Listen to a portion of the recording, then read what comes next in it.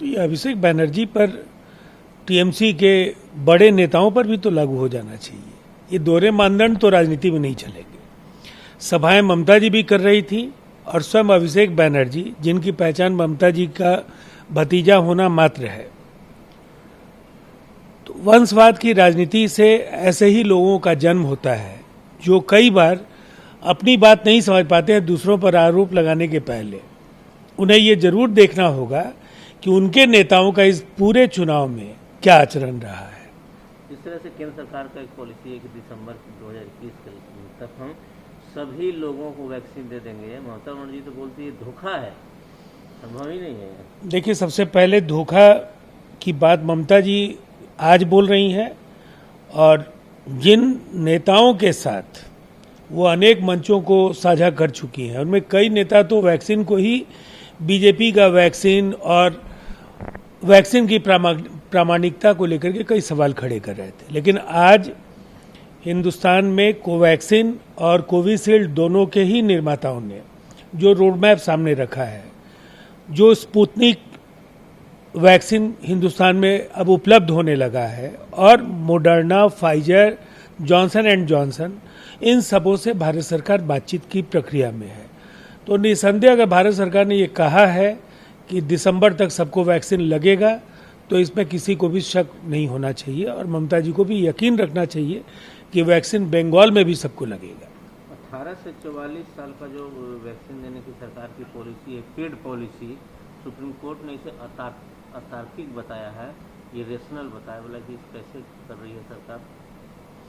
अब honourable supreme court की किसी भी टिप्पणी पर हमारे दल की ओर से प्रतिक्रिया नहीं देने की परंपरा रही है, और इसीलिए इस पर हम लोग कुछ भी नहीं बोलना चाहेंगे। नवीन पटनायक ने अदर स्टेट के मुख्यमंत्रियों को पत्र लिखा है कि वैक्सीन के मामले में हम लोग एक दूसरे से नहीं लड़े, केंद्र के द्वारा ही इसकी खरीदारी हो, इस पर हम लोग आगे बढ़े। उन्होंने बिल्कुल सही कहा है। राज्यों ने पहले मांग की ग्लोबल टेंडर की, उन्हें इजाज़त मिले। अब केंद्र सरकार को ये कहीं ना कहीं आरोपों के घेरे में लाने की कोशिशें भी बीच में कई राज्य सरकारों ने की, और वैसी स्थिति में नवीन पटनायक जी, जो अक्सर विवादों से बाहर रहकर केवल काम करने के लिए जाने जाते हैं, उन्होंने अच्छी नसीहत दी है, और इस प्रक्रिया के द्वारा ज़्यादा बेहतर तरीके से दरों को नियंत्रित रखा जा सकेगा, राज्यों के वितरण में सहूलियत होगी, और ये प्रक्रिया ज़्यादा बेहतर है। समाजवादी पार्टी के उस सांसद को क्या नसीहत देंगे जिन्होंने कहा कि शरीयत में जो छेड़छाड़ की, इसी से ये सब हो रहा है, कोरोना, बाढ़, बिजली गिरना। देखिए, समाजवादी पार्टी के नेताओं से अगर ऐसे बयान आ रहे हैं तो इस पर बहुत ज़्यादा हैरानी किसी को नहीं होनी चाहिए। अखिलेश यादव जी उनकी पार्टी के बड़े नेता हैं, उन्होंने वैक्सीन को बीजेपी का ही वैक्सीन बता दिया था, और आज जिन लोगों की भी मौतें हुई हैं वहाँ उनकी मौतों को लेकर के वो घड़ियाली आंसू बहा रहे हैं। अगर उन्होंने ऐसा बयान नहीं दिया होता तो शायद बहुत सारे लोग आज जीवित रहे होते जिन्होंने वैक्सीन लिया होता। अब इसीलिए उनके दल की ओर से इसी तरह के अवैज्ञानिक बयान आते हैं, उकसावेपूर्ण बयान, और कहीं ना कहीं एक कोशिश होती है कि धार्मिक आधार पर उसको गोलबंदी का औजार बनाया जाए।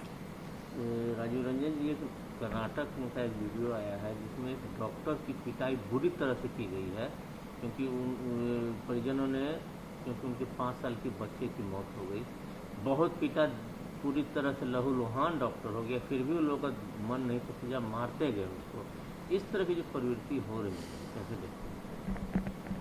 देखिए, परिजनों की पीड़ा किसी भी मौत से उत्पन्न हो सकती है, लेकिन मानवीय संवेदनाओं को बराबर प्रधानता मिलनी चाहिए, और जो निर्मम व्यवहार उस चिकित्सक के साथ हुआ, ये कहीं ना कहीं मानवता के नाम पर ये कलंक है। ऐसे आचरण मानवता को शर्मसार करते हैं।